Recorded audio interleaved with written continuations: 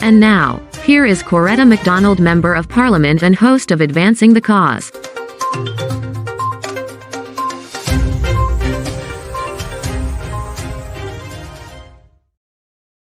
Well, good evening to you. What a Wednesday night it is. Welcome to another episode of Advancing the Cause. And I'm so happy to have every single one of you tuning in here every Wednesday evening just for us to have this kind of discussion. And so to our friends who are watching us from way out in Switzerland, good morning to you. From our friends who are watching us from the Caribbean, well, it's good night for you, and the UK, well, not the UK, the USA and Canada. And for those who are watching us from the UK, good morning to you and good night to everyone else. Don't let me get myself into trouble. Well, tonight we've got lots and lots to share on Advancing the Cause. Let me tell you what, so many things have happened last week leading on to today. And it's quite a lot of them are disturbing. And as a country, we have come a far way. But you know what? There are certain elements, there are certain persons, there are certain things that keeps happening, which causes us to make 10 and 15 and 12 steps backward. Every time we seem to be progressing, we are making so many steps backward. And I'm hoping that we can correct this. But very quickly, let me share with you the highlights for this evening. And it's saying democracy and good governance. It may mean different in the different territories, because what one country would use as their definition for democracy, another country would not use that. And I'm saying that based on this. Just recently, we had Prime Minister Motley speaking out on a party member who would have faced a charge for rape. Sorry, who's on a charge for rape. And she spoke as a leader. But we've had so many things happening here in our country, but we're not hearing the kind of speaking out. You know what? Let me take a minute off, then we'll get back to you.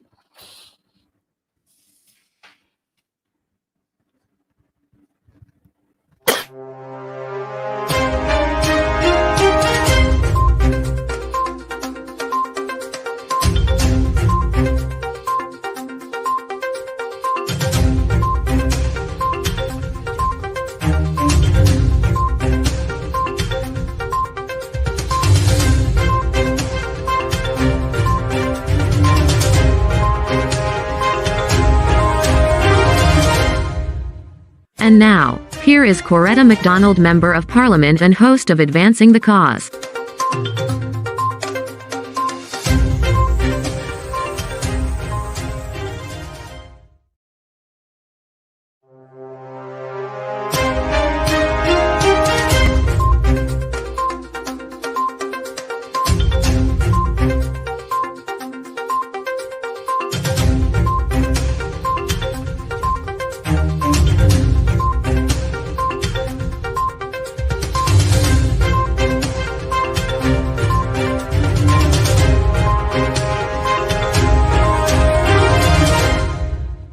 And now, here is Coretta McDonald, Member of Parliament and host of Advancing the Cause.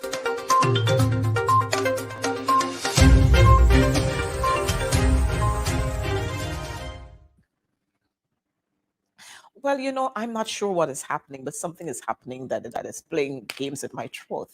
And but we'll go through this. No problem. We'll go through this. Yes. And so I was saying democracy in some territories carries a different meaning to what democracy means in another territory. And so I spoke about PM Motley and what she said about one of her party member who's facing a rape charge. And she said she's not going to get involved. There is the sector that is supposed to deal with that, and that sector is going to deal with it. And as we go on, we recognized that last week, yes, I think it was last week. Today's what? Wednesday. We had the whole drama again with the Public Services Credit Union and their annual general meeting and what was supposed to happen. And it actually did not happen because I think persons did not follow the committee in place. They did not actually follow the guidelines that were set out by the judge. And so the members refused to attend that meeting and to go with what they were trying to do there. So there's another date that is going to be set for that meeting, and then you're going to have a new body who's going to govern the affairs of that union. And I'm hoping that viewers who are watching here, that you can say something to these people, because this is the credit union that the masses of our workers, and we want to have this credit union up and functioning. We don't want to have all kinds of ifs and buts, people using all kinds of personality conflicts when it comes to our business. The public service union, credit union, must function and it must benefit our members. And then we've recognized that the eyes of pedophiles are up again. They're raising their ugly heads again within the school system. I am hoping that the Minister of Education and their officers, they are going to be on the ball with these issues, whether they're happening in the public schools or whether they're happening in the private schools. Our children must be protected at all times. And there's no if and buts to persons who want to use their influence as teachers to destroy our children. We are not going to allow that. And so, parents, viewers out there, I hope you are keeping your eyes and your ears open to what is happening in and around our schools, and you're going to be speaking out about these things. We must pay attention to what is happening, because we cannot allow a couple of persons to use their influence and their crazy tricks and their crazy habits to destroy our children. Those children are our precious gifts, and we've got to protect them. And then, you know what? On a sad note, we saw the 53-year-old woman from Anne's Grove, whose husband chopped their son to death, and then he ingested poison. Now we saw her dying about 2 days ago. She succumbed to her injuries. So sad, so very, very sad. And here again, abuse of women. Another woman has lost her life. I'm not sure what the authorities are doing. Sister Vindy, where are you?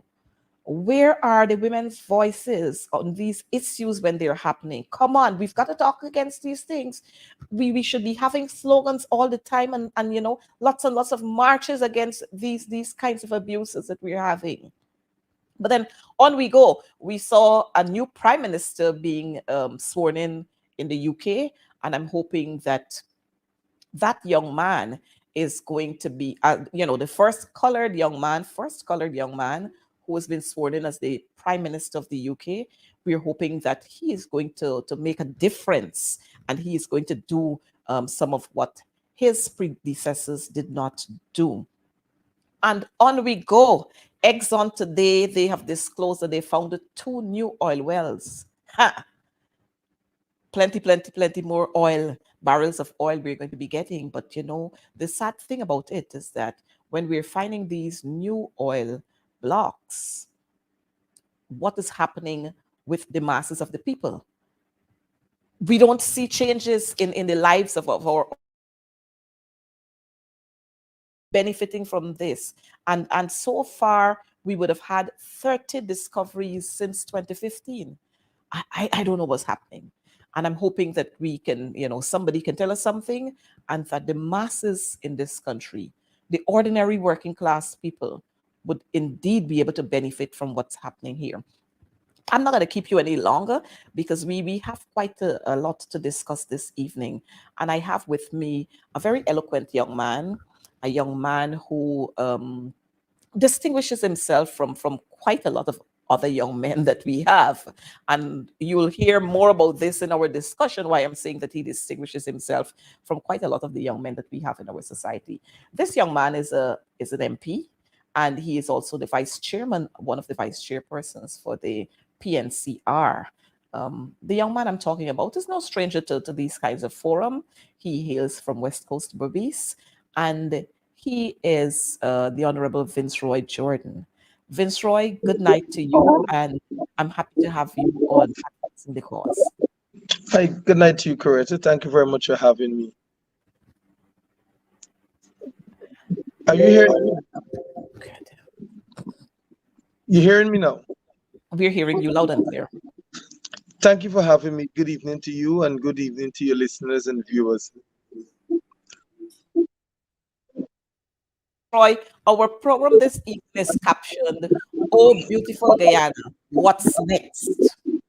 And you would know just like I do, lots and lots of issues we've been having happening since 2020. I think we're getting a feedback from somewhere. Um, Maybe Vince, you can check something there for you. Uh, you're getting a feedback from me? Yes, it seems as if we're getting a feedback somewhere there. Okay. Let's see. Is it better now? Because I have no Yes, other device on. Okay. it's a lot better now. Yes, and as I was saying, it's oh beautiful Guyana, what's next? We have seen so many things happening, and you know them. Plane throwing down cocaine. We finding a whole lot of marijuana. We finding chicken in ambulance speeding down the road with chicken. So many things we've had happening, and it leaves one to wonder. Well, what's next? What's going to be the next big hit? So far, Guyana has been on the national market. We're on the world scene, but quite a lot of negatives are happening, and I just want you to share with me on this. And I'm talking here about going back to what made us strong, our morals, our diplomacy, our integrity, our honesty, our decency. Where did we go wrong? Well, Coretta, I want to start on this note. What amazes me, or uh, what is shocking at this moment, is to recognize that we have gone so far back in such short space of time. Mhm, mhm, And I said that to say that just over 2 years ago, Guyana was wonderful. And indeed, then we could have said, "Oh, beautiful Guyana," because indeed we could have lived up to that, "Oh, beautiful Guyana." And to see in such a short space of time that we have moved in crimes, as you mentioned just now, killings. We saw the killing of the two young men from Region 5. Whenever I go on a program, I have to make mention of it. Joel and Isaiah Henry. Only last week, I think it was Tuesday evening, we were at the hospital when Simonette Henry, Patricia Henry, she lost her life as a result of grief, simply because justice has not yet been served for her two sons. The president promised that, look what, he will leave no stone unturned until justice comes to this family. But tonight, the family lost a son, the family lost a mother, and then there's another one in prison, the eldest son. He is there simply because they put a group of young men together and say, you know what, you guys kill Harry Singh. We know the story. But to get back to the point is that we have drifted so far in such short space of time, and it only left or leaves us to say that it is simply because of the governance. And I cannot run too far from that because under David Arthur Granger and the coalition government, we had a beautiful Guyana. And mhm, what next, my dear Coretta, is to say I don't know where we're gonna go once we're under the PPPC, unless it's more than to say, God help us. That is all I can say. God help us, because Well, sorry, go ahead. Go ahead. that is the only avenue we can turn to, and that is God Almighty, because we cannot find help in the People's Progressive Party civic government. But Vince Roy, before we go any further, I just want our viewers to have a look at this clip before we go any further. Let's just have a look at this clip, and we'll talk around it. He walked around and he didn't marry the girl. That's the guy I'm talking about. That's the guy who also indicated. Please, oh yeah, we saw the wedding. And the man collect a lot of millions in gifts. Now that there was no wedding, did he give back the gifts? That's the fellow we're talking about. That's the fellow who also indicated that 2 terms and then I will go and plant a farm. And then he arranged somebody to carry a matter to court so that he can run a term now. And you gonna believe a fellow like that? They ain't got no anybody else in the PPP that could be leader of the opposition? What to Nandalal? Goat mighty? I played that clip there so that we can start the real discussion. There seemed to be a pattern where dishonesty is high on their agenda. No respect for women is high on their agenda. Abuse of women is high on their agenda. Oppressing people is way up on their agenda. Living the big life for only a few, the 3 Fs, is high on their agenda. And I'm saying that to say this. Just yesterday and today, we saw a video circulating all around, everywhere. And I played that clip in there to show where quite a lot of it started. It started with the guy we call Jack Sue, who has been renamed Jack Sue. Now, you remember the issue with Varshni, the former First Lady? The abuse. I am sure you remember the issue with Berry when he threatened to strip and slap. Yes. We can't hear you. We can't hear you, Vince Roy. Strip and slap. Wow. I don't know what is happening to my song. You getting me? Mm-hmm.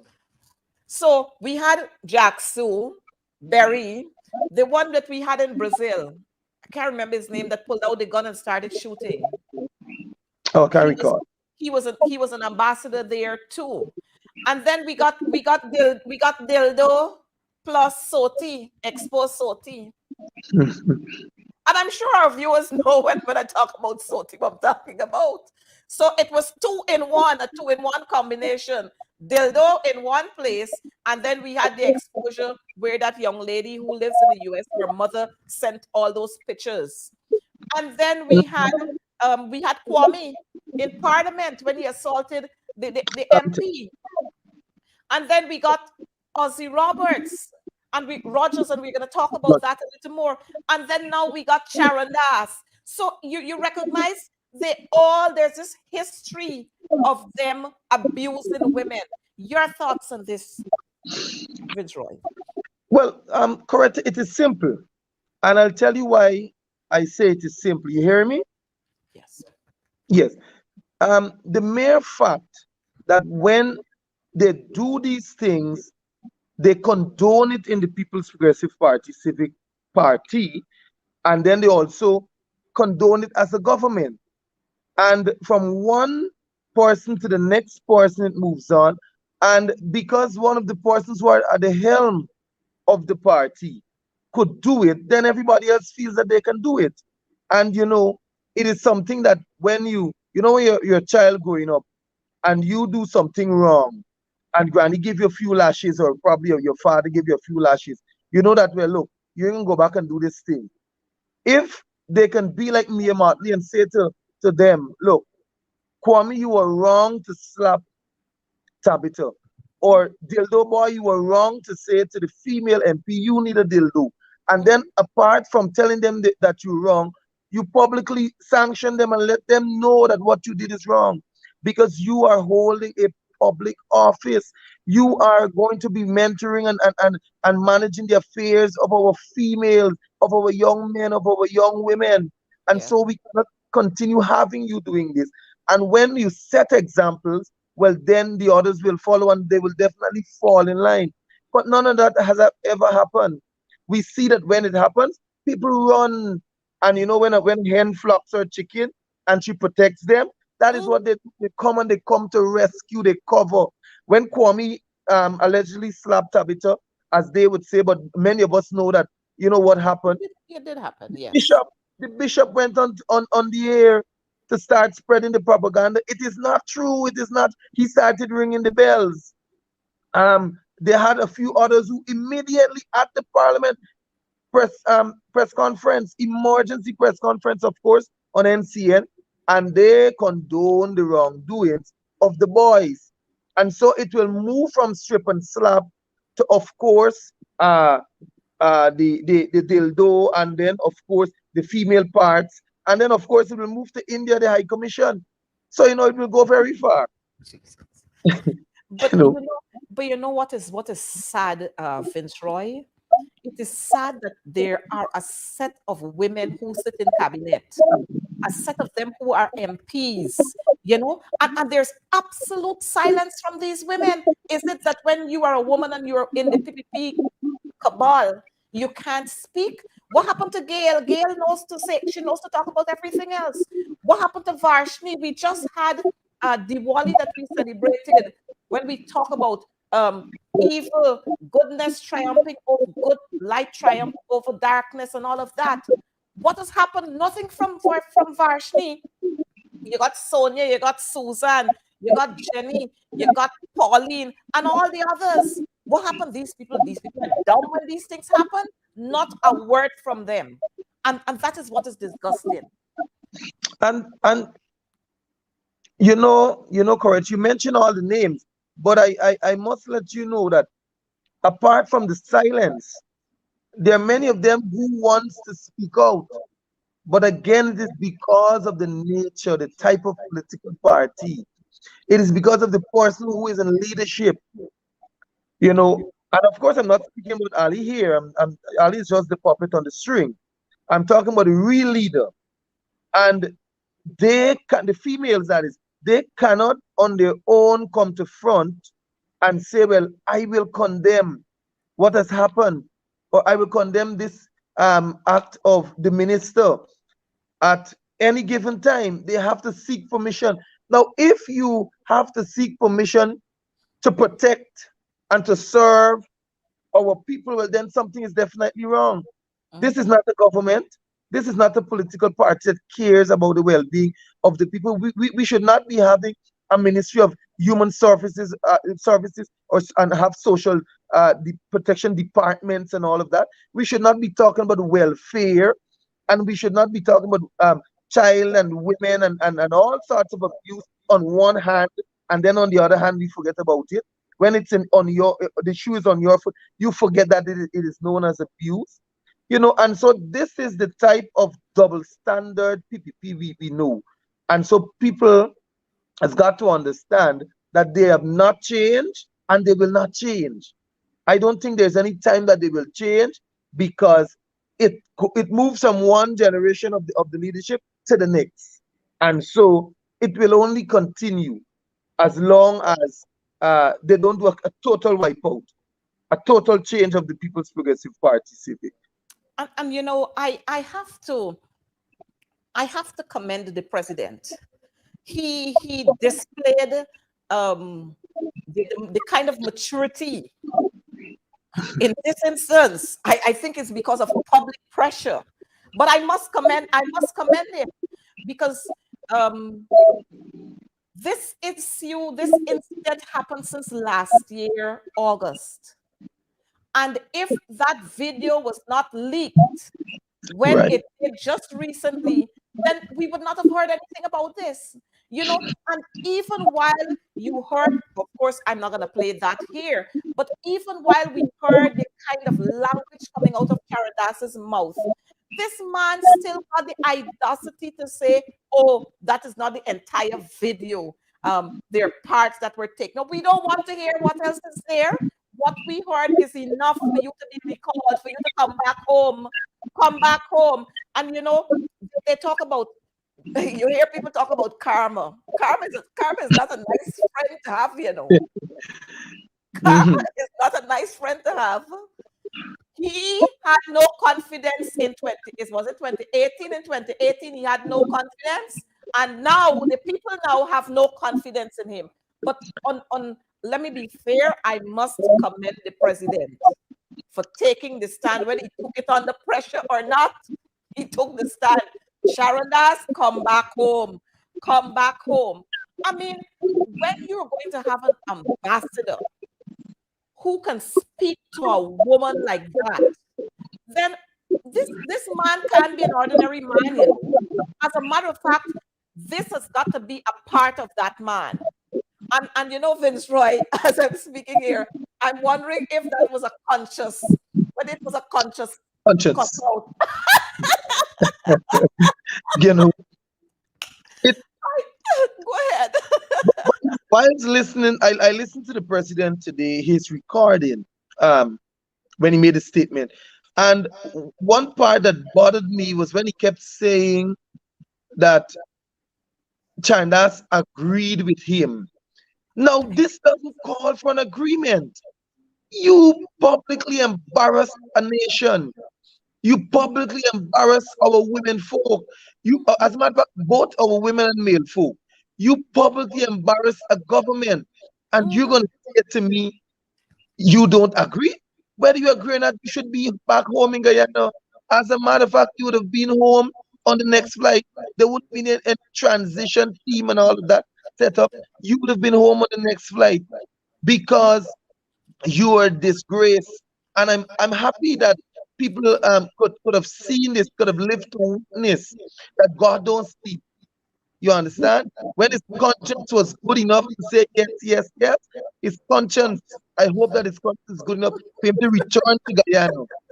You know, because the man is nothing but a disgrace.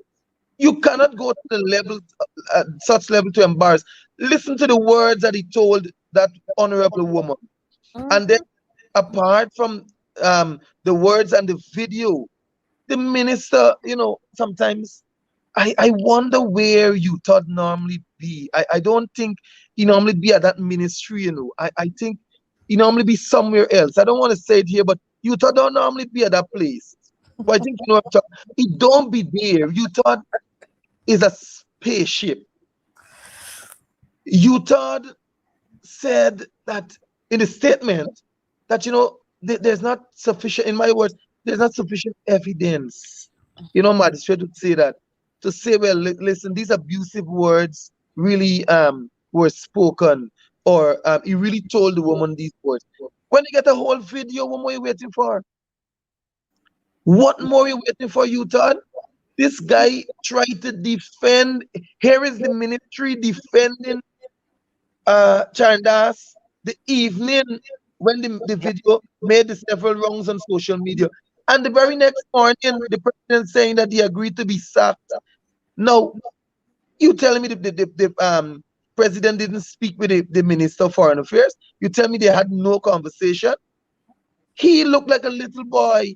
He himself should be sacked for being foolish. Well, I was going to come to that, you know. I was going to come to that where I was going to say that you thought should be recalled too. He should be sent home. You're going to put a statement out there. As a matter of fact, when you look at that statement, I want to feel this is you thought write a statement, you know. You check the construction of those sentences. Full sentence construction, it lacks grammar. You know? All the verbs and everything all mix up. Apparently, he was trying to hurry something to put it there. And the last part is the part that I like. As far as they're concerned, this matter is closed. It's closed. It's closed. It was reopened.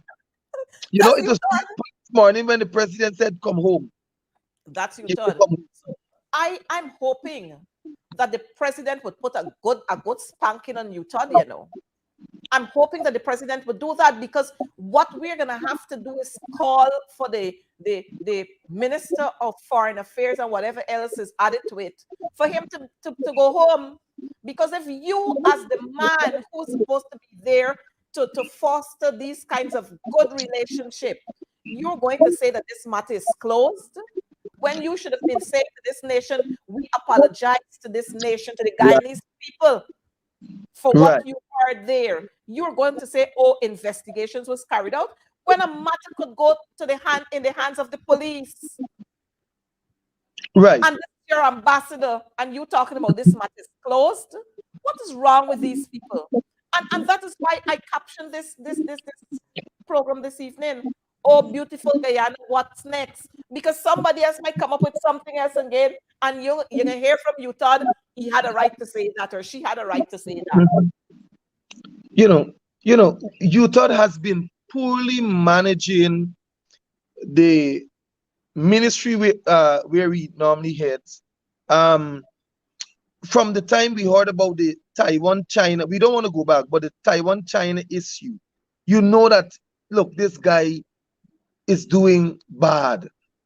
Then when you continue to listen to all the mishaps on the foreign stage, and all the things that you thought cannot get done in a timely manner, when you listen to his budget presentations, his debates, and all these sloppy works that you thought has been putting out, you know that he's not fit for the job, man. I think he should. I agree with you. He too should be recalled, and give somebody else the bat. Give somebody else the bat. You know, as we speak, I'm remembering the late Rashley Jackson, who served as a Minister of Foreign Affairs. I mean, all of those meetings that the late Rashley Jackson attended at the Ministry of Foreign Affairs, I figure you ain't learn nothing from them, you know. You ain't learn anything. I think he should take some time off to read. Rashley Jackson has a book that he did on diplomacy. I'm gonna have to lend you that book. As a matter of fact, I'll photocopy it and present a copy to him, so he would understand it's serious business we're dealing with when we're talking about ambassadors. These are not ordinary positions. Exactly.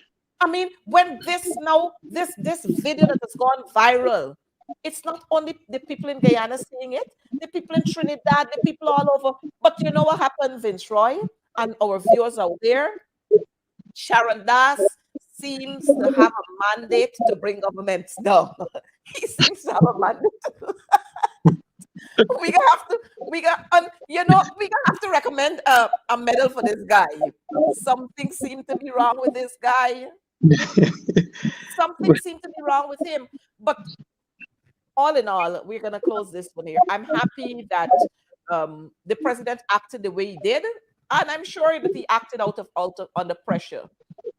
But the fact is, the person, whoever it was, that leaked that video, I think they did that because they felt that nothing was happening after a whole year. Correct. And yes. Nothing was going to happen. So they leaked that so that the people out there know what is happening. I want to take time off to say good night to Estelle Griffith.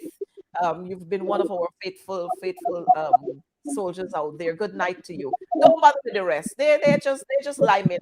They can get a recall soon.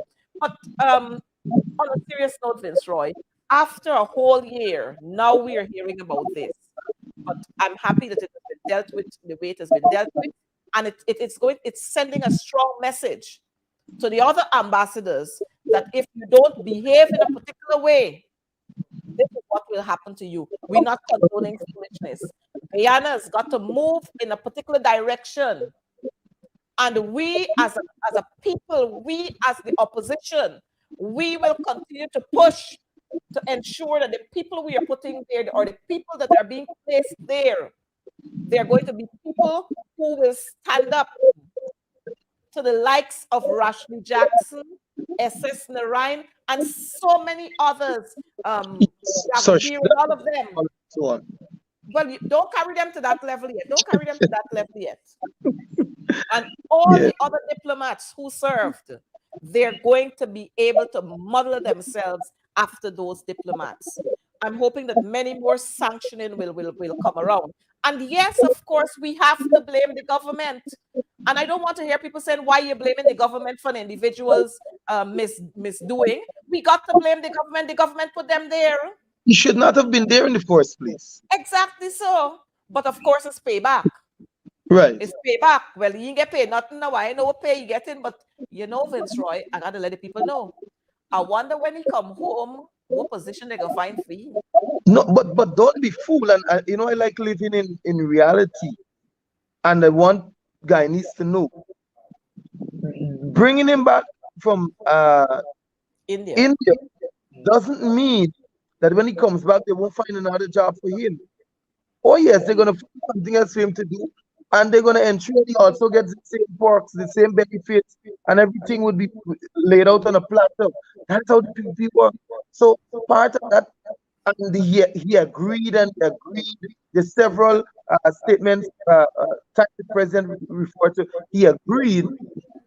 It's part of that. When it comes, you might not even hear about the position, but then somebody will tell you later on he's at X ministry or he's at X place and he's receiving so much. So you might have to go to the parliament to find out really what are his benefits. But he will be rewarded, nevertheless, for doing the wrong. But Vince Roy, we want to move on. We want to talk about governance. Your MP Region 5. We want to talk about what's happening there in the education sector. The education in Region 5. We want to talk a little about health and a little about security in Region 5. Talk to us. All right. You didn't mention one of the key areas, and that is infrastructure. But I will put it in for you. I'm gonna come down there. Oh, good. But let us start with health. I think it was about 2 weeks ago or just over that. I made mention of, on my Facebook page, of course, of a blackout situation at the dental department and another building at the Fort Wellington Hospital. And later on, Sheridan Duncan picked it up and he made mention of it. And the government new DPI was quick to refute the claim that there was this power outage. And I want the viewers to know that our health situation, our health department sector in Region 5, it is at its worst.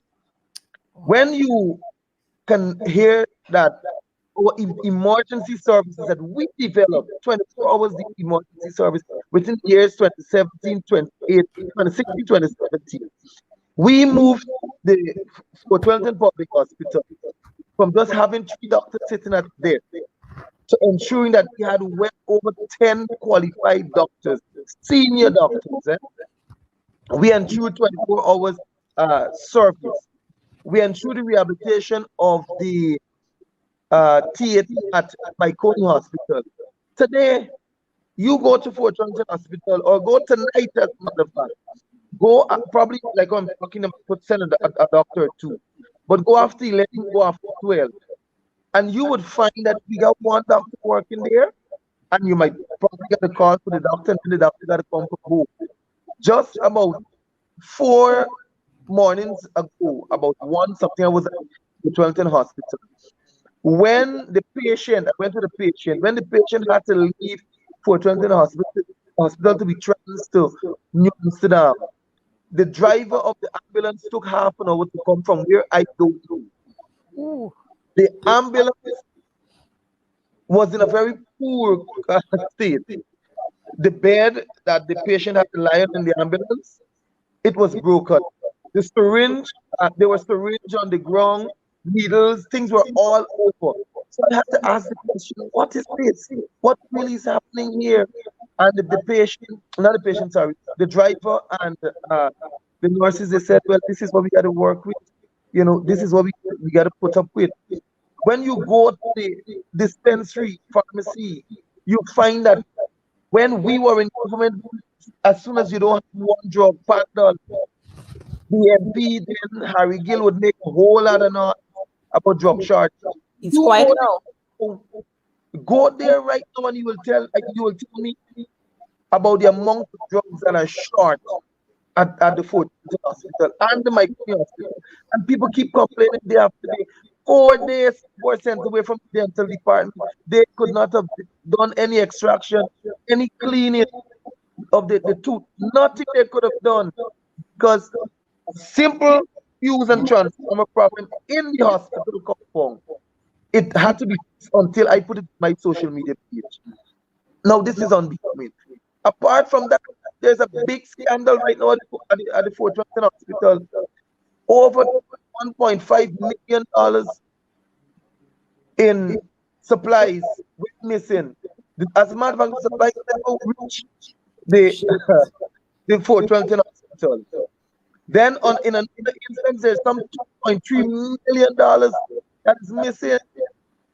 And the procurement procedure was, of course, breached. And to date, we are not clear as to what really happened. The two persons in the act, they were transferred to another hospital. That is the administrator and the steward. Both of them, they were transferred to the Microphone Public Hospital, Cottage Hospital. Now, understand it, Coretta. Very administrative that we're talking about. Just before we took office, he was transferred from Microphone Hospital to Fort Johnson because he was caught with the hospital cleaning supplies and a whole lot of things in his vehicle already set along the post Marabai was in his vehicle. And now you find that millions gone get his watches hospital administrator. And instead of them dealing with him, they send him to send him back to the place where he did the force act. Now you gotta understand the works of the corruption. Instead of dealing with the issue, getting the people disciplined, get out of the system, call the police in. All that happens is that you just transport them. You move them from and send the problem to my company. And so it's good going, but we almost $5 million cannot be accounted for. Now, in the education system, many, just a few weeks ago, I said the absence of proper management at our schools. You find when teachers complain or parents complain, teachers only have for the officers to flog teachers because you know what? They're not supposed to speak to their representatives, or they're not supposed to speak to anybody, or they're not supposed to make posts, or they're not supposed to. But I've seen across the country during the pandemic and during the same issue where schools are short of furniture, different things, and free housing the children under 10 and so on. You know the issue that teachers made posts, several posts with pictures and so on, and the public could have seen. And here in Region 5, I think it was at number 8 primary, secondary rather, number 8 secondary, there was an issue, and a teacher was disciplined for simple reason that she was accused of making a post with furniture and children sitting on benches and no desks and so on. So the ministry, the Department of Education got to understand that people will reach out to me. People will reach out to their representatives. Parents will reach out. And once they do so, or the social media space is wide and it's free. And once I see something, I will talk about it. I might even share and I might even repost. But I'm saying tonight that we have very poor management in our education department in Region 5. And unless we can get that fixed, we will continue to see poor performances from our teachers simply because they don't have the right tools to do the job. and you know all the necessary things. You must have a good classroom and all of that. You cannot put teachers in places where they're uncomfortable. They will not be able to perform. Children will not be able to learn. And so these are some things that are affecting that department in Region 5.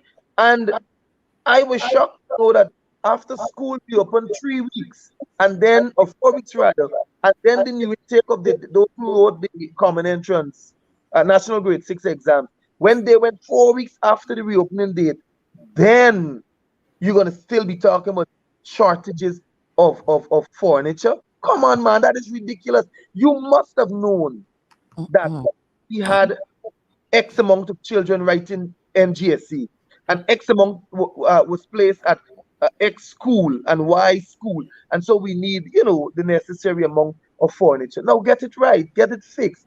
But when you speak about these things, people get on the childish attitude, and they begin to operate as though you should not, and it's not a big issue. Well, then if it's not a big issue, you should have had it fixed before Exactly so. the children go to school, because it's not a big issue. As you speak, MP, I'm remembering there's still this issue, I think, at that secondary school that you mentioned. But I want the officers there to understand, when we live in a democratic country, and so all of us have got the right to speak out when things are not right. If you don't want people to talk, then fix it right. And the officer at the Department of Education who feel that he or she, whoever they be, that they got the authority to threaten teachers, they better start thinking again. Because the GTU will represent their teachers, will represent their members. Don't pick at little things. You got big issues in Region 5 to fix when it comes to the education sector there. Fix them. That's right. Stop picking at young teachers. Teachers leave their homes, their comfortable homes, to come to school to work. And if you don't put the systems in place, then they can't work.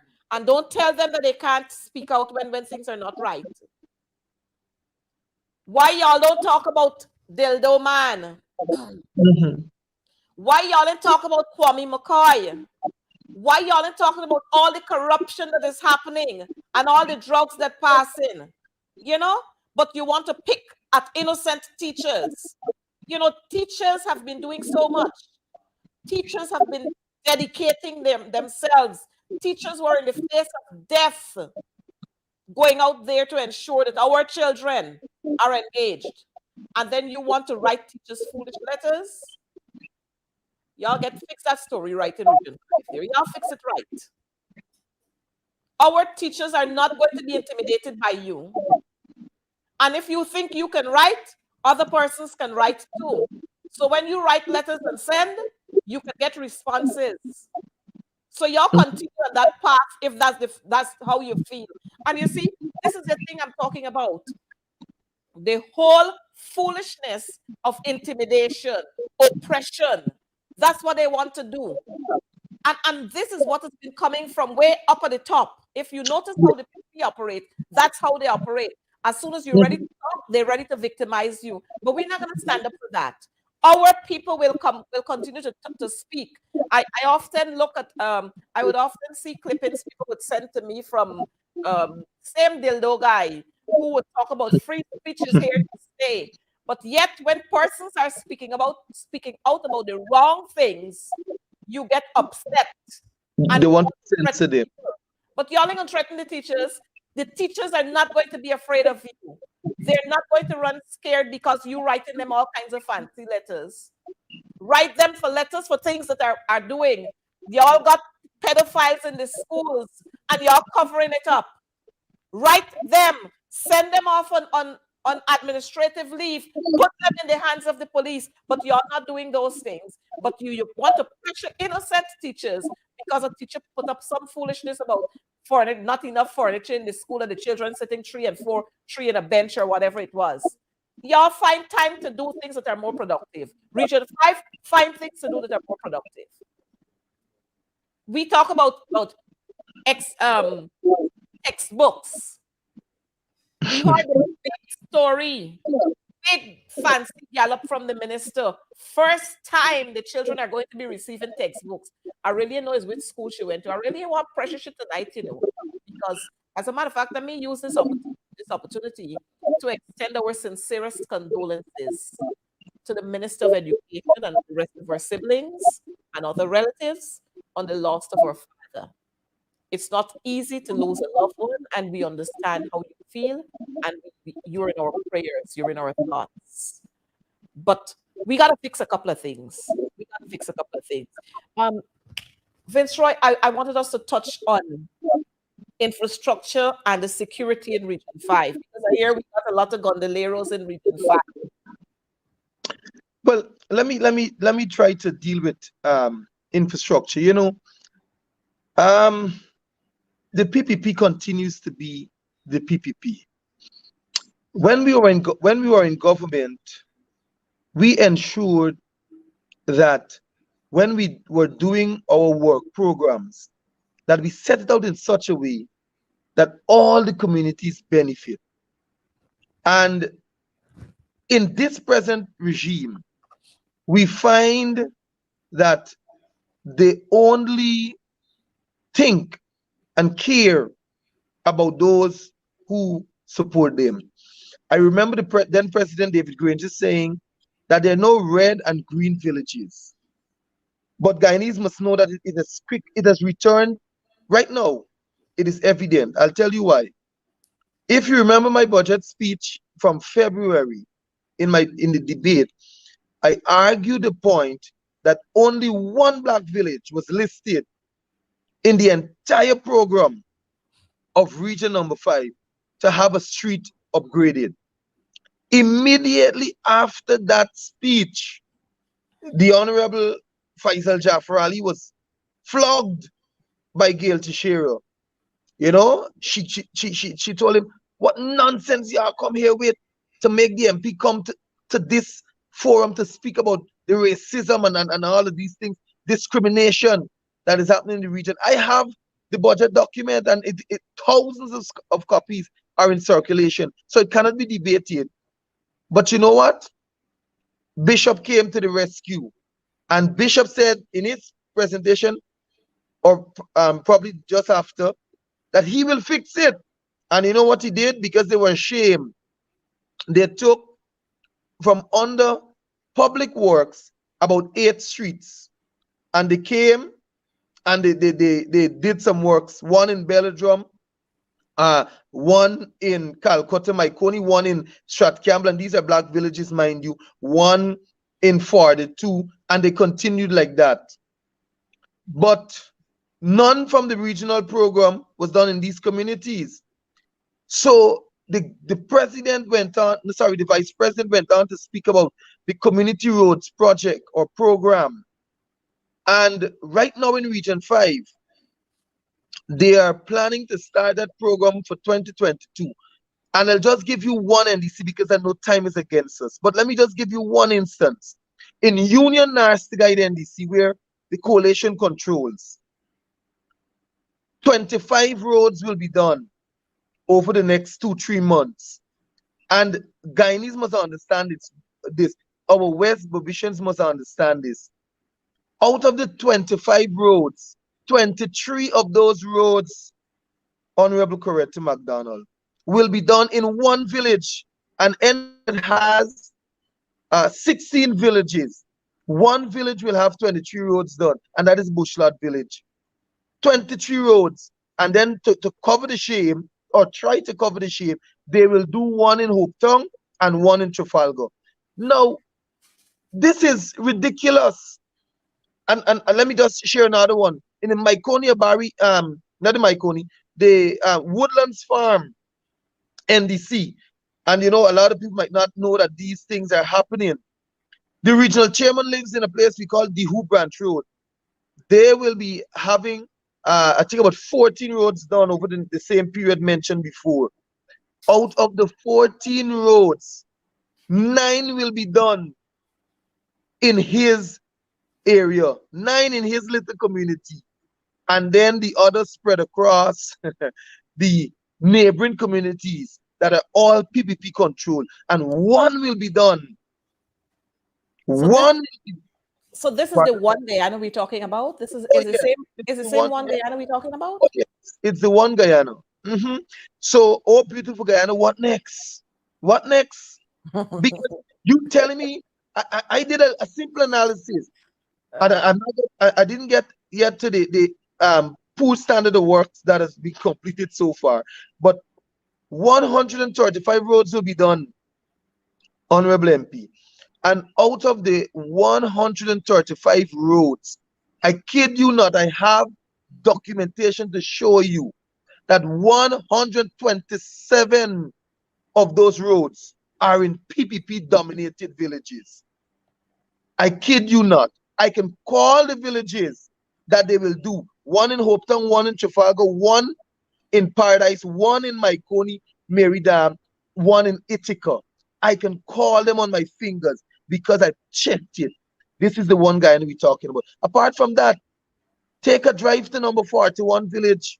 You can come up probably tomorrow, and you will see the standard of work that was done on a 12 point something million dollars road in number 41 village, done by public infrastructure too. A part of it, we used to talk about the Sugar Cake Road, the Kushkus. You go by till your vehicle touch it, it break up. No man, no. Hold on. We're not talking about the ministry that is being headed by the bishop.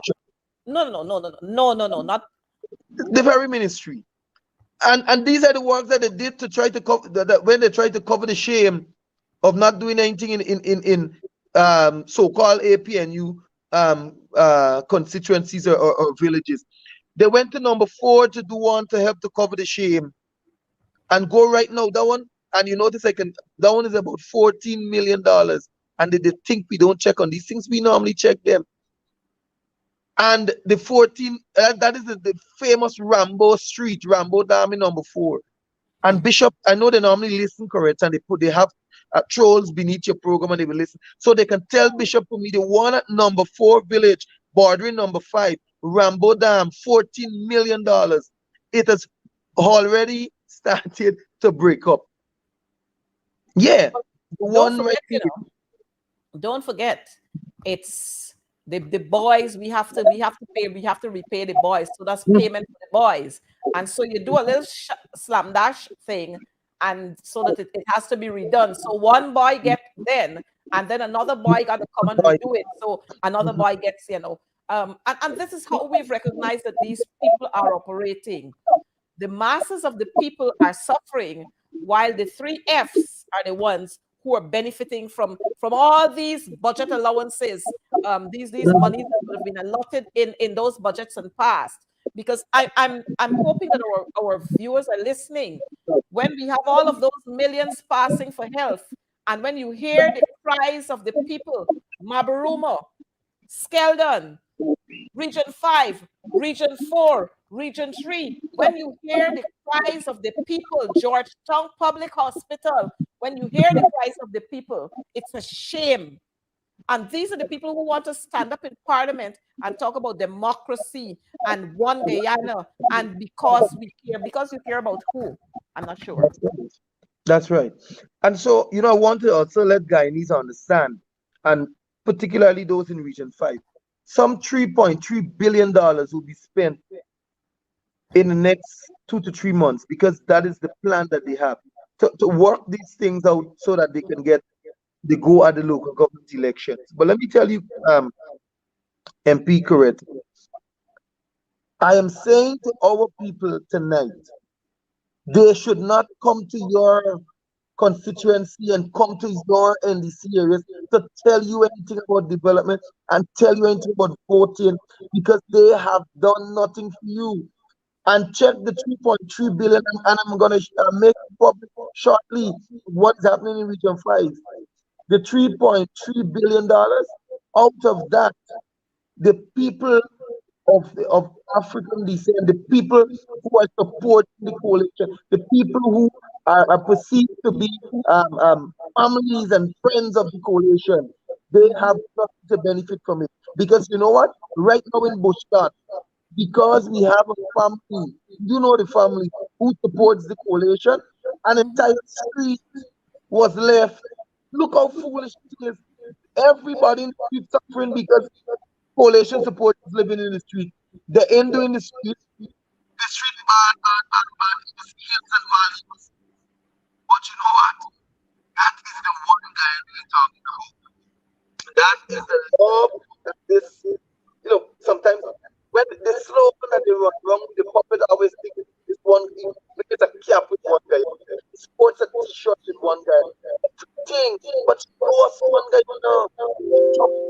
let the people see, let the people feel it, let the people know that it is true.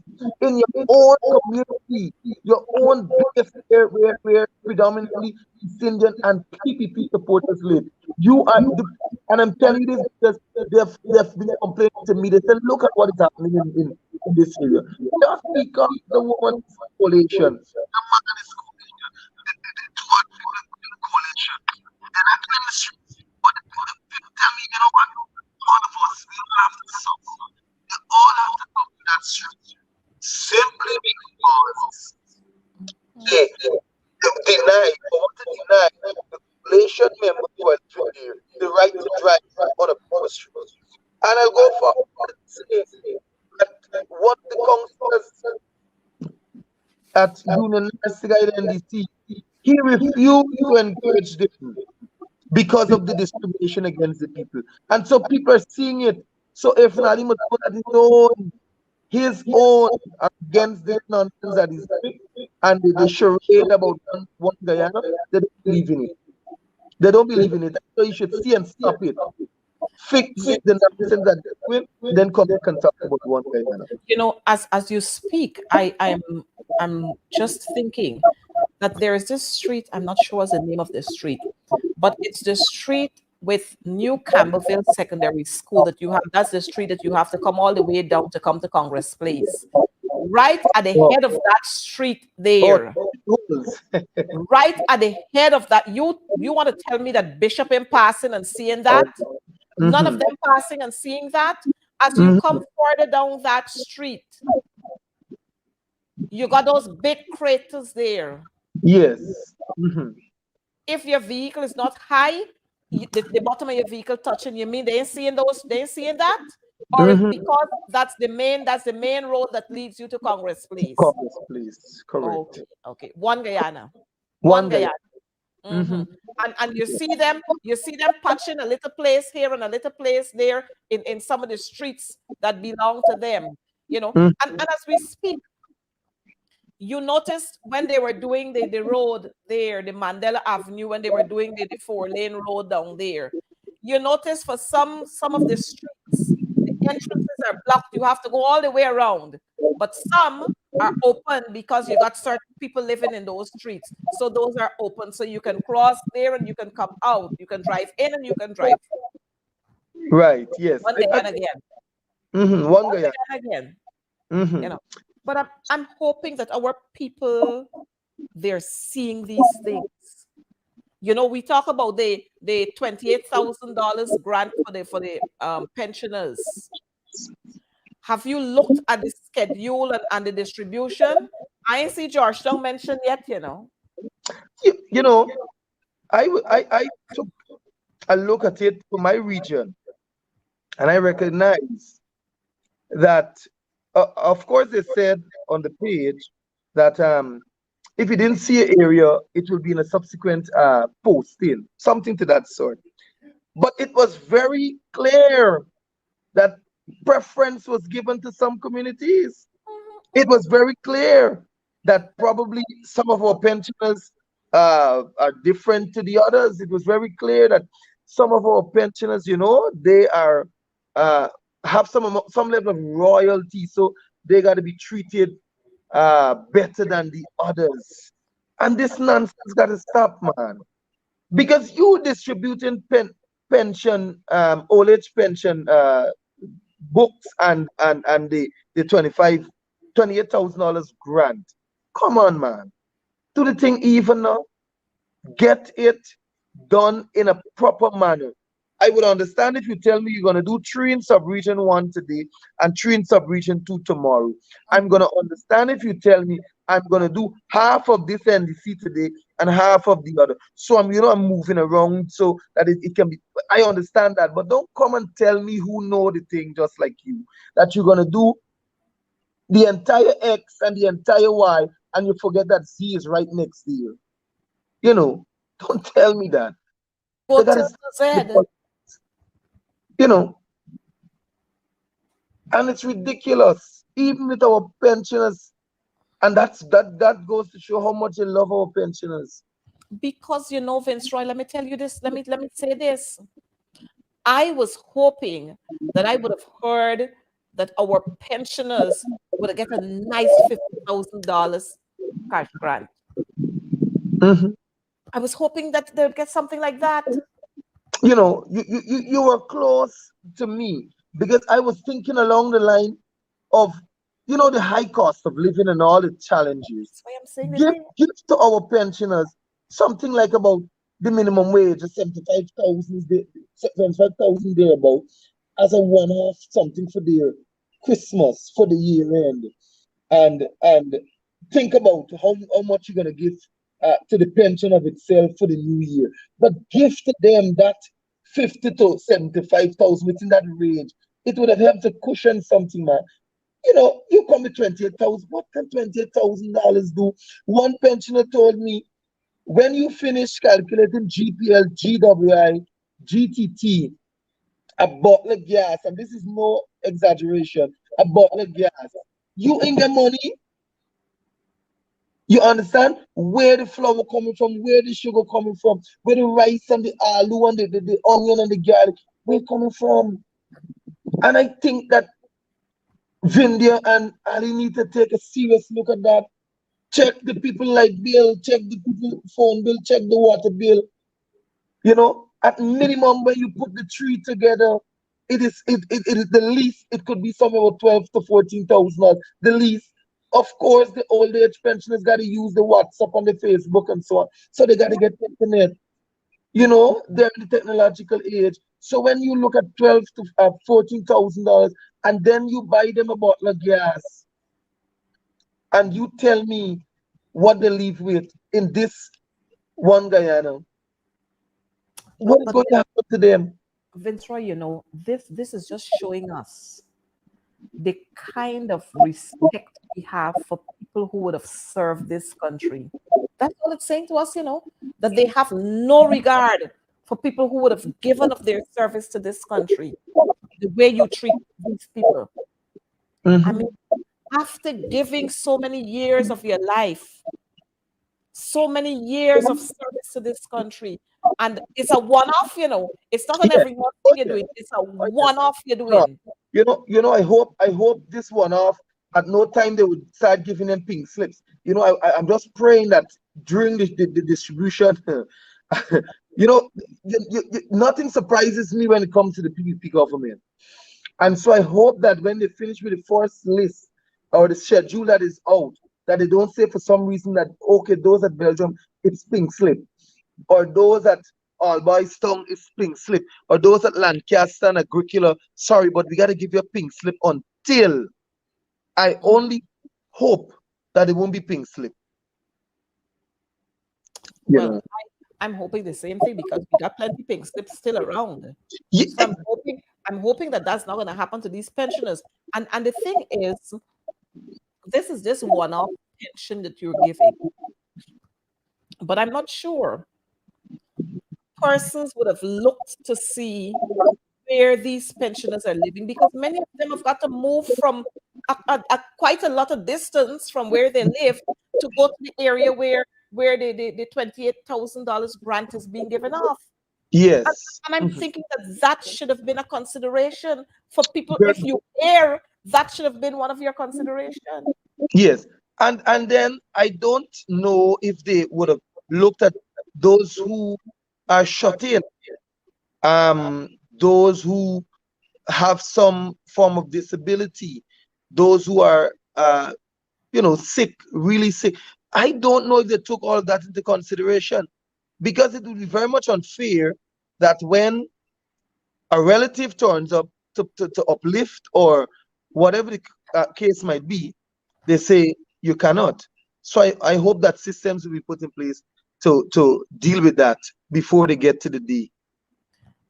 But while we're looking at this, I'm just hoping that whoever is watching here, that they're gonna pass this message on to say to the folks in the PPP government, you're going to get to that stage one of these days. And the way you treat people, that same treatment can be meted out to you. This is Guyana, our beautiful country. We fought the colonial oppressors, but it seems as if we're fighting our own oppressors right now. My. Our own oppressors we fighting right now, our own the people who make up the 6 races. We got our own set of oppressors right here who continue to oppress the poor and ordinary people, the working class. And you know what is disgusting is the fact that the late Shedi Jagan, who was one of the founders of the PPP party, his mantra was making life better for the poor and ordinary people, for the working class. Definitely. But after he came off the scene, we see Jack Sue come on the scene. And Jack Sue. And I laugh because I lived in Port Moran for 2 years. And whilst living in Port Moran, I had the privilege of visiting the late President Chedi Jagan, his home, and or where he used to live rather. And I remember one time talking to a woman in Port Moran, and she said that the government and the PPP, in Creolese, it did good until the little boy take it over. She said it been good until the boy come. And I think what that woman said years ago, we are now seeing the reality of it. The PPP, the woman said, been good till they give the little boy if you take it over. And that's so true. That's so true. And if you look, she's not really lying, because the thing is, this man who doesn't have any moral authority to talk about anybody is the man who's be cussing people all the time. Yeah. It's the man who cussing people all the time. And I don't want us to go to return to that clip that I showed earlier, but that man was deceitful to this entire nation when he said he married the girl, and like Ramjitan said there, he collected millions of dollars and he didn't return it, but he want to cuss people. Right. You got to look in your own eyes. Take out when you look at the speck in somebody, take the plank out of yours first. And this is the same man that just want to be talking about corruption, and he just take care of all the deals. This is the same man that just want to be talking about what the coalition did and who did what. And Vice News never came in 5 years from 2015 to 2020. All of a sudden, Vice News coming to Guyana because somebody taking care of all the deals. I'm in government, so I will do my part in government. So you don't have to worry. You don't have to worry. I'm gonna take care of it. And look at this is the same man that tries to tell people how they must do things and how they must get manage and fix the country right. And he's the biggest one. Well, Vince Roy, I know we spent some time on it, but I have to talk about it. This Ozzy Rogers assault on this young woman from Bath, I think somewhere there in Bath, she was at a supermarket there. Ozzy Rogers back in New York. Yeah, Coretta, look, I visit that supermarket, often. And I know the young woman. And you know, it bothers me to know that men, and just give me a chance to speak, our men folk, man, we got to do better than this. Apart from, I'm going to come to the PPP just now, because I know they harbor them. But males, come on, man. Why you going about in society publicly harassing women, beating, slapping women, and then gun butting allegedly? And look at it in the entire public view, punches. Come on, man, we got to do better than that. But you know what is disturbing? Is that after the man did all of this and a video circulated, come on, still people ensure that the man was placed on a plane and the man back in New York. Nobody come to condemn it as yet. But you know what? Guyanese, the stake things are too easy. Because I remembered, I think it was March 6th, when the entire Bad settlement went into uproar because of the election saga. And they wanted to burn school, break school buses and do all sorts of things to school children. This or that was an opportunity for the entire Bad settlement to go into uproar so that they could teach us the Rogers a lesson. But you know what? They had to be quiet because the master sent the message down. Yeah, can't do anything. Don't try. Shut your mouth. Always one. Don't say anything. You understand? And even to the police got the orders. You understand? The police got the orders. And the police, the man was at the station and the man was being asked, how you doing now? Are you feeling well? Is there anywhere hurting? You know, your hand okay? You know, are you emotionally well? You know, that was the treatment the man was getting. You need a drink of water. But the young lady was there. I'll speak to you later on. Come back. And these kind of things. And I say to the police force tonight, those at Fort Wellington who got the instructions, table is turned. You have female family members. Don't do to others what you would like to happen to yourself. Because when the guy got there, when the woman got there to make her complaint, phone calls were already made to the hierarchy of the guy in the police force. And so it was, the operation was as though when the woman went in, you're expecting her to come to make this complaint, but then you're expecting the man who the allegations are going against, and so you got to treat him with some amount of give him some, you know, you got to pamper him, you got to treat him well, despite he's the one that abused the woman. But I figured the magistrate might have said in this case again, there's not sufficient evidence after they seen the video that he slapped and he gun butt and you know, the woman said gun butt and all the other things. It might not have been a ruling or a case in the woman's favor, because again, there are many in the PPP government that condones the wrongdoing, and when they condone it, everybody in the government feels as though they can do the same. You think it's by accident that Amlal said that you need a dildo? You think it is by accident that Berry was saying that he gonna strip and slap? Berry is still sitting in the National Assembly, Coretta. You understand? These are the things. The people are still sitting there.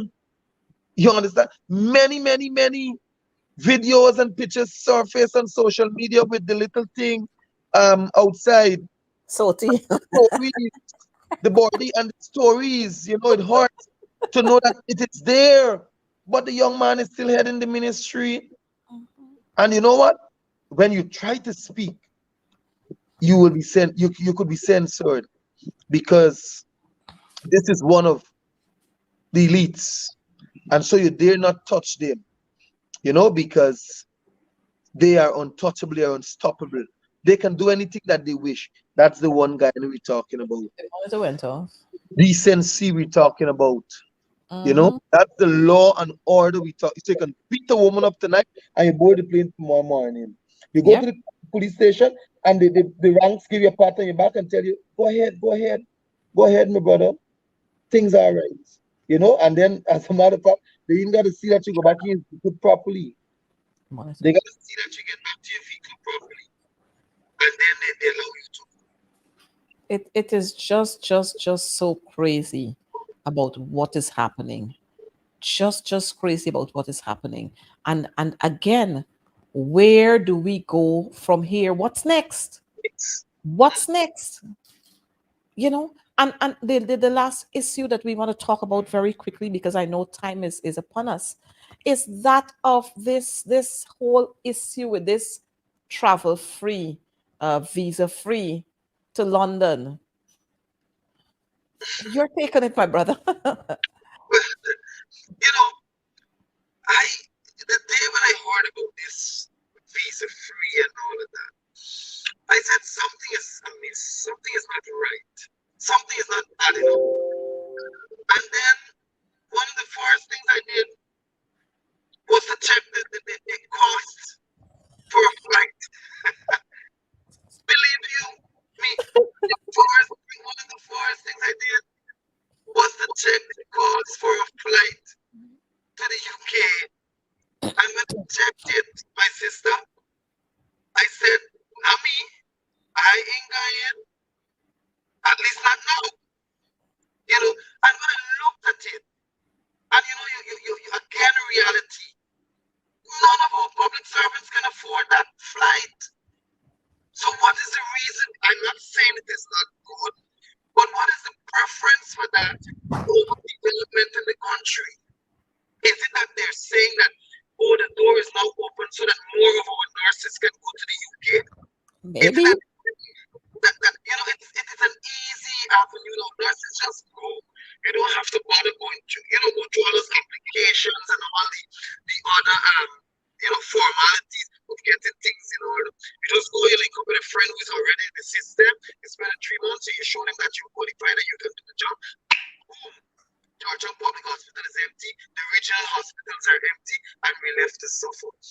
Is it that we're saying that only the elites can go on to the UK for vacation? Because I'm pretty sure our teachers and our public servants, ordinary public servants, can't take that flight. You know, that can't be a vacation spot for them. And so, Coretta, it leaves me to wonder how will it really benefit guides? You know, how will it really benefit the ordinary man? Because they cannot, one, afford the cost to travel. Two, at no time could they take their lead passenger they're getting from the public service to say that they're going to look at hotel accommodation. At no time the lead passenger they're getting would help them with hotel and properly, staying there with meals and all the other things, and having a grand time shopping. Because you can't go to England and do shop. You understand? So I am wondering who would really benefit from this whole visa-free saga. And then I heard in the news about the deals, the deals as to how we reach that point to get the visa waiver. Well, I tell you, I prefer to know that I can stay in this beautiful Guyana without the people that to go to England and have visa with the PMA and no visa. It will be a better deal because it makes no sense. That is my take on it. It makes no sense. I cannot tomorrow take my family to England for vacation. I cannot. And well, Honorable Vince Roy Jordan, I am thinking that this visa-free travel is, in my mind, is a trade-off. Maybe for oil blocks. Because let me tell you what, nobody ain't doing nothing for nothing. Oh, yes. And I want our viewers to understand this. That visa-free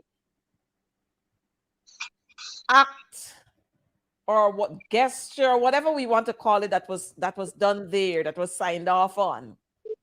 It ain't going just like that. Something behind it. But I want them to understand, and I'm hoping that somebody can tell the president, and he's going to rethink some of what he's doing. The gates are now opened. I mean, our teachers, they can put their monies together, save it up, and they can make the airfare, you know. They can make that airfare. They can go and check out what it's like there. And then they'll return after the checkout will going on, they can return. And then by the time you know it, boom. So I am wondering whether we are creating the space or the atmosphere to have a brain drain in Guyana so that we can bring who we want and pay cheap labor. I'm wondering if that's the motive behind all of this. But people, our viewers, keep your eyes open, keep your ears open. Look at what is happening. Because you know what? This here is a reminder of what is happening to us right now. You remember before when the PPP were in when they were in opposition, they promised Maduro and them a whole lot of things. You notice how Maduro taking big claims on Essequibo, it come right back up. Yes. You notice Santoki name is we every name in Suriname that the president of Suriname. You remember we entertained him here for a whole week with taxpayers' money, and then boom, Santoki now talking about the New River Triangle again. So everybody, it seems as if the PPP want to sell out the whole of Guyana. So they sell the county of Essequibo. A part of the county of Berbice going, so you got Demerara and a little piece more left, and somebody might come and lay claims to some part of Demerara. I hope it's not Barbados. I hope but it's a serious situation, and we have to follow this very closely. I noticed we got black belly sheep come in.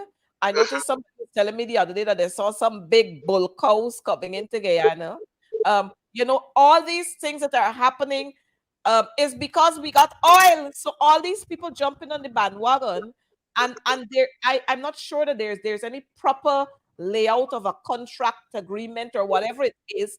But we getting excited with these little stupid things, and we exchanging that for our oil, forgetting that we got 4 and 5 and 6 and 7th generation in our young people who want to rise up to be the leaders for tomorrow.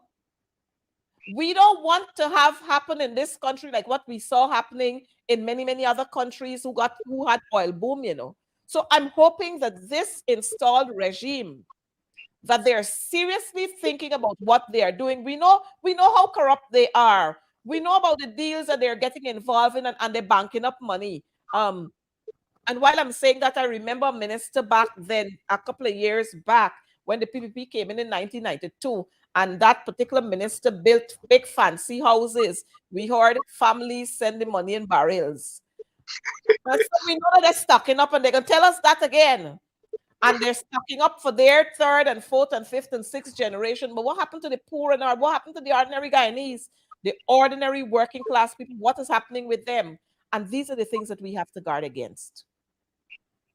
And you know what bothers me, MP, and I think all Guyanese should look at it from this vantage point.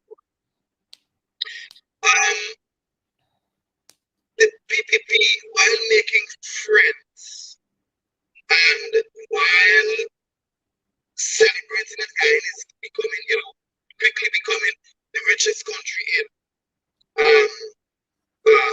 South America and in this part of the world, Guyanese are not benefiting in any way from the friends that we're making. Neither is it that Guyanese are benefiting from the oil wealth. Salaries are still legal. You think we look at it, the 50% that was promised, we never realized it until now. It was Photoshop. Photoshop. It It was was Photoshop. Photoshop. Mhm. The pensioners are still suffering. High cost of living is still the same. When you look at gas prices, oh my, it's still skyrocketing. They dropped one a few weeks ago, now skyrocketing. Bills, we still have the same amount of bills to pay, and we still have the exorbitant market prices for food.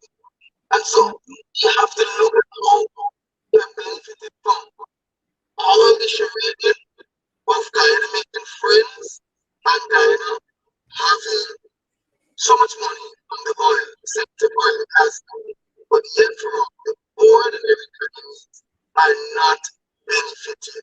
And in that I see Guyanese who are not about the three F's are not seeing anything from the oil revenues in this country.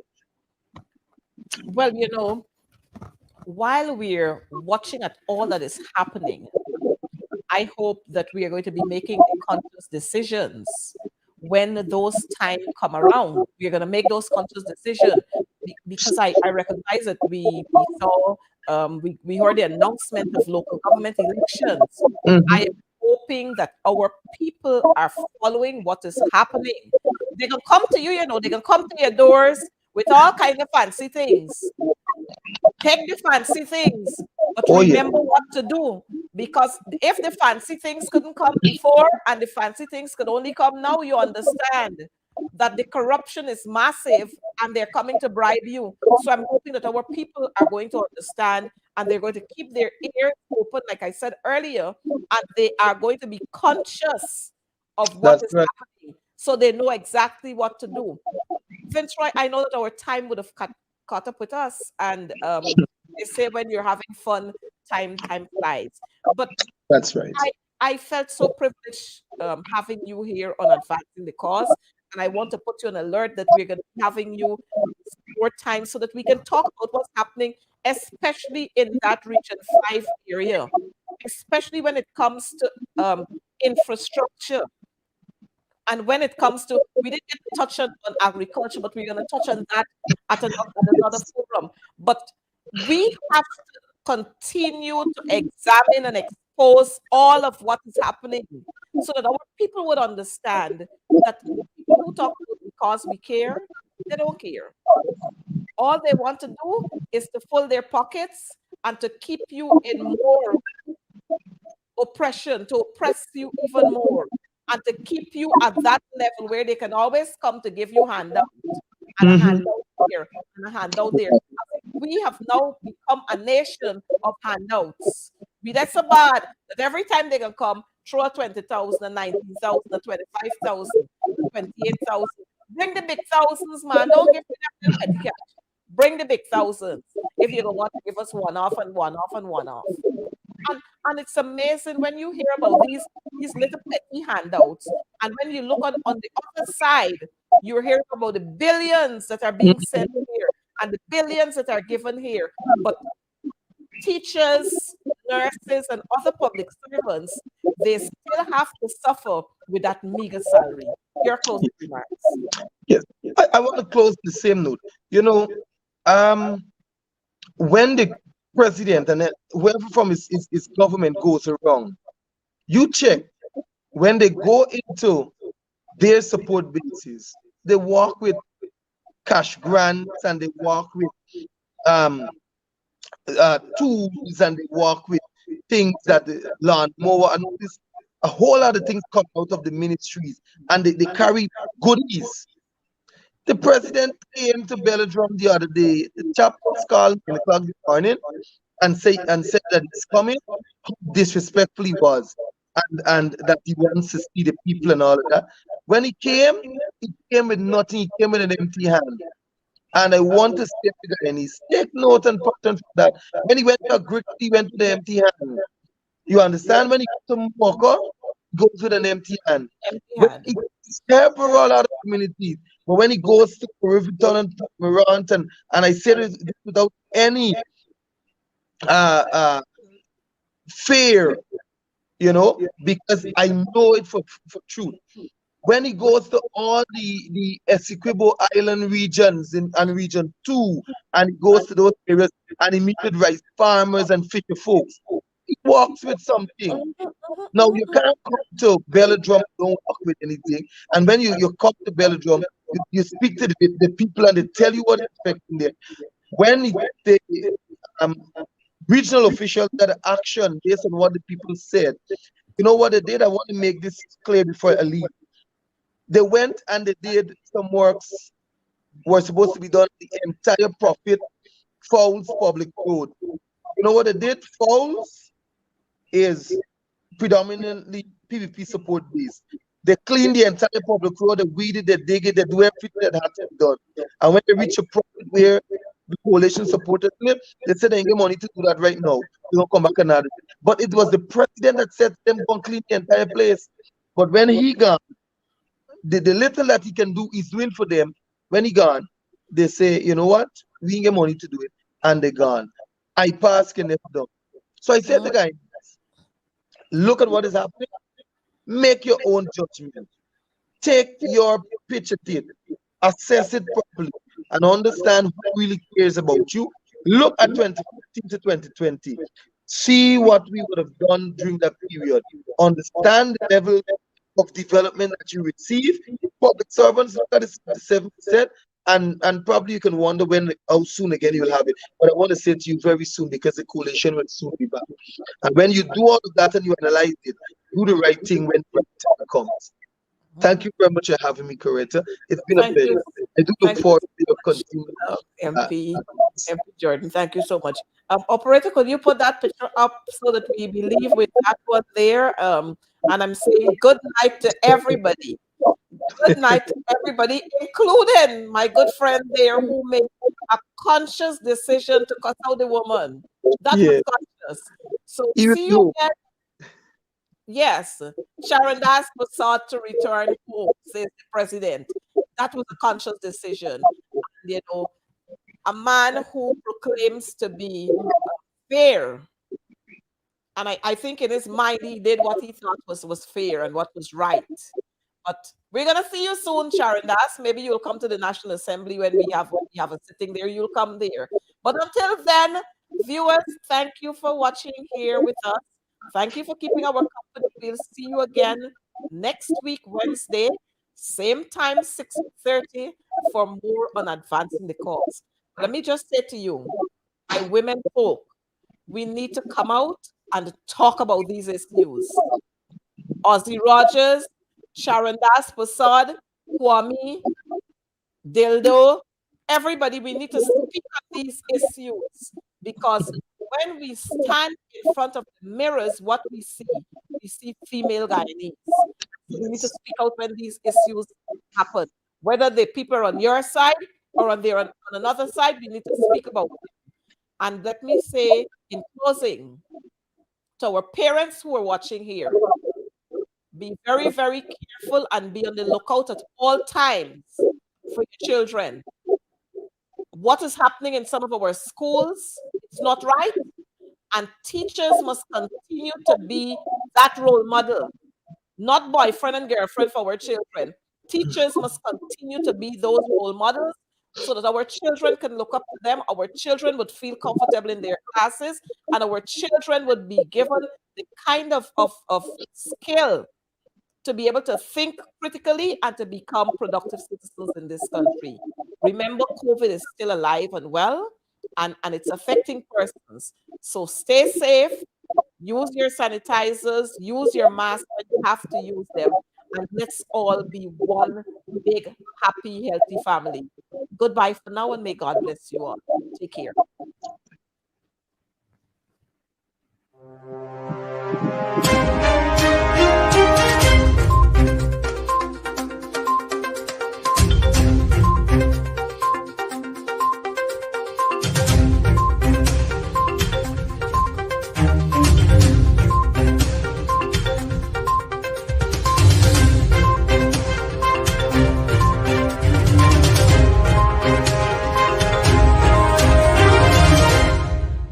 Thank you for watching our program. See you right back here, same place, same time. And remember, Hold the line of battle, comrades. Our victory is sure.